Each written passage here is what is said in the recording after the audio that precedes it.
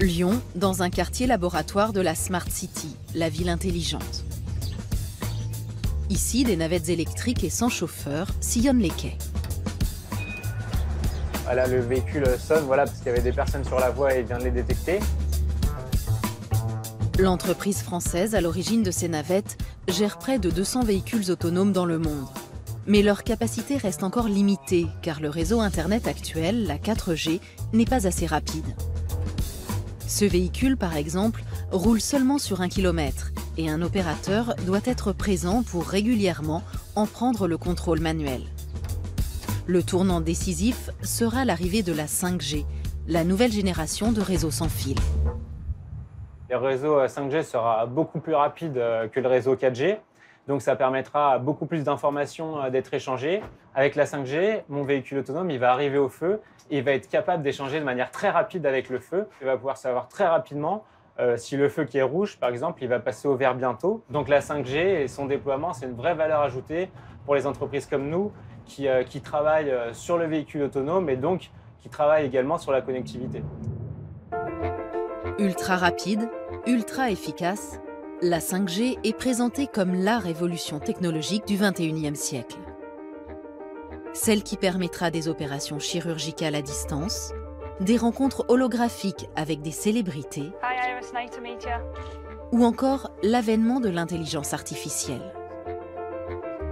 En 5 ans, elle pourrait créer 2 millions d'emplois en Europe. Alors États et industriels lui ouvrent grand leurs portes. Mais des mouvements citoyens commencent à s'y opposer. Pourquoi l'Europe s'est-elle engagée à marche forcée dans la 5G? Cette nouvelle technologie présente-t-elle des risques pour notre santé? En Europe, la 5G s'implante pour l'instant en ordre dispersé. Encore en phase de test en France et au Portugal, elle est déjà commercialisée en Espagne, en Allemagne, en Suisse et en Italie, où elle est disponible dans les 5 principales villes du pays. Pour installer la 5G, les opérateurs télécoms italiens ont acheté de nouvelles bandes de fréquences à l'État lors d'une vente aux enchères en octobre 2018. Les 3 leaders du marché se sont arrachés ces fréquences à des prix exorbitants selon ce journaliste. Montant total, 6,5 milliards d'euros. Si les opérateurs ont déboursé ces sommes astronomiques pour les fréquences 5G, c'est qu'elles représentent l'avenir des télécommunications. C'est impossible pour eux d'imaginer la suite sans cette technologie, qui permettra certes des communications plus rapides, mais aussi la mise en place de nouveaux services. Et qui dit nouveaux services, dit évidemment nouveau business. Les opérateurs n'ont pas d'autre choix que d'adopter la 5G dans une perspective stratégique.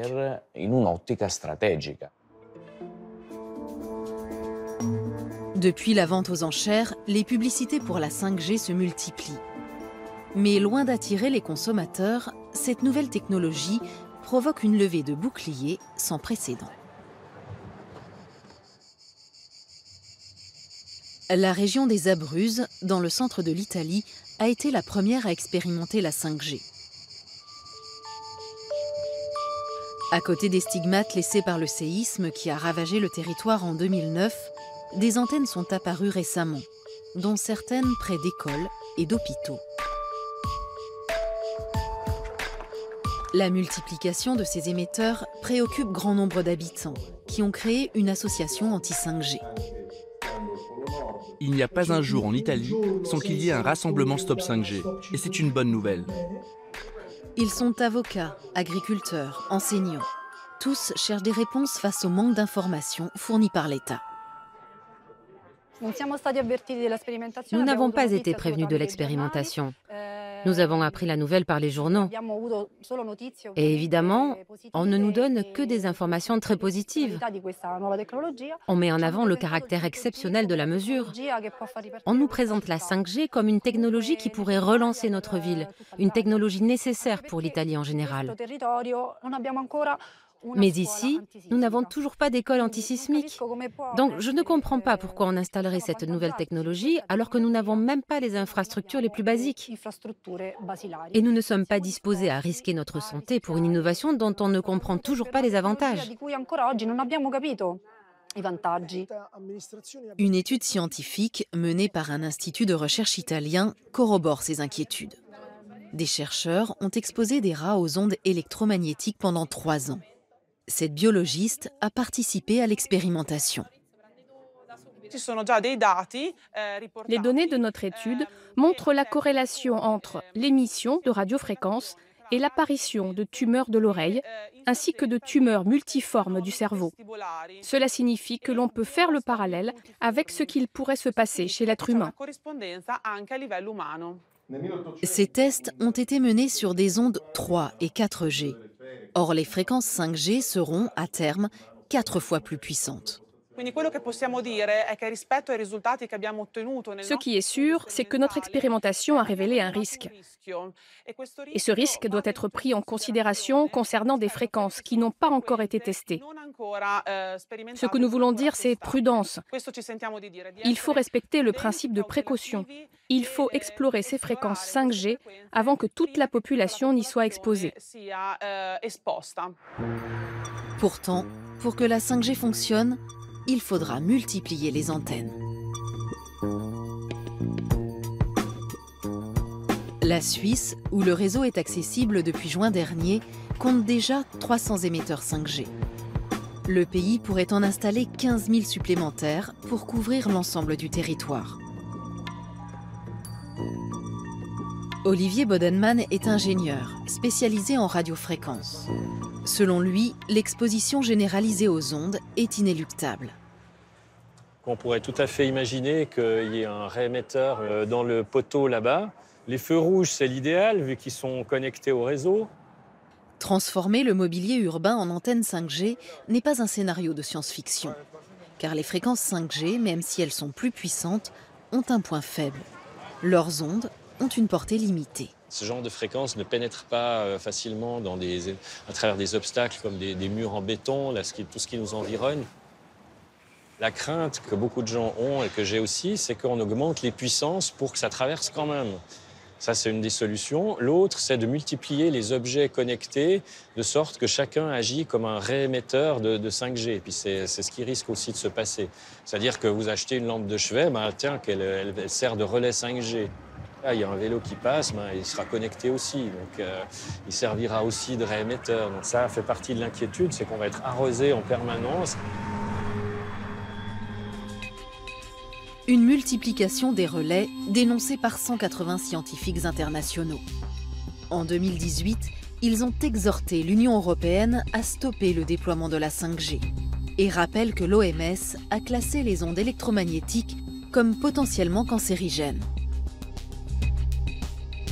Mais depuis des mois, les opérateurs tels que Swisscom, leader du marché suisse, essayent de désamorcer cette polémique.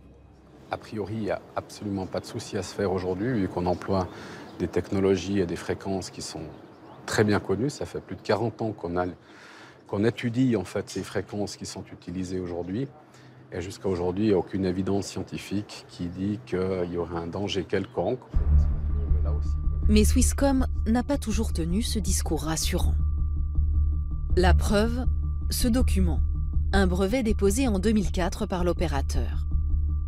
Il y propose une technique empêchant le Wi-Fi d'émettre des ondes en continu.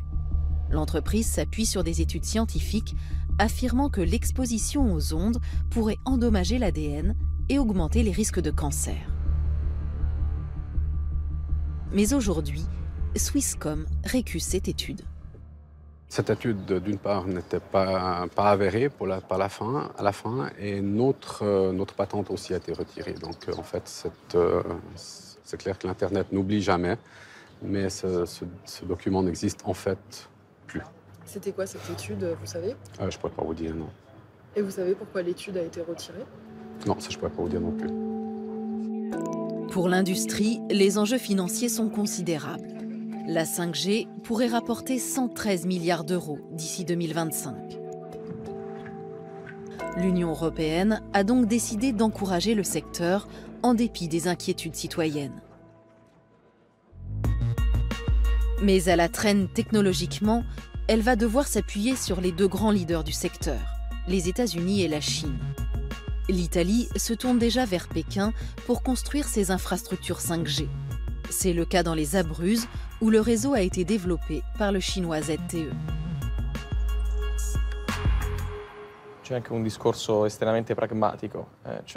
Il y a une raison pragmatique. Le travail d'installation de la 5G par les Chinois est moins cher. Et puis, des entreprises comme Huawei sont plus avancées technologiquement que des entreprises européennes comme Ericsson ou Nokia en ce qui concerne cette installation de la 5G, car ils l'ont déjà implantée dans d'autres endroits dans le monde, comme en Asie ou en Océanie. Il y a donc un réel avantage économique à collaborer avec les Chinois. Une collaboration qui inquiète elle aussi certains citoyens européens. D'où cette question qui émerge peu à peu. Accélérer toujours plus, passer à la 5G, est-ce vraiment une nécessité? Aujourd'hui, 67% des Français se connectent déjà à Internet via la 4G. Selon ce philosophe, cette course à la vitesse n'est que la création artificielle de nouveaux besoins. Là, on a une espèce de symbole de cristallisation, de cette espèce de fuite en avant des techniques. Vous ne pouvez jamais vous arrêter, vous ne pouvez jamais vous reposer. Il y a toujours une mise à jour à faire. On doit toujours aller plus loin pour rien, si ce n'est pour aller plus loin. Et pourquoi? Si vous avez la réponse, dites-la moi. 3 cantons suisses, ainsi que la ville de Bruxelles, ont obtenu un moratoire sur la 5G jusqu'à ce que son impact soit étudié. Le premier rapport d'experts devrait être rendu public à la fin de l'année. Data centers, réseaux, terminaux. Selon une étude, le passage à la 5G devrait augmenter la consommation totale d'énergie des opérateurs de 150 à 170%. Un enjeu considérable à l'heure de la transition énergétique.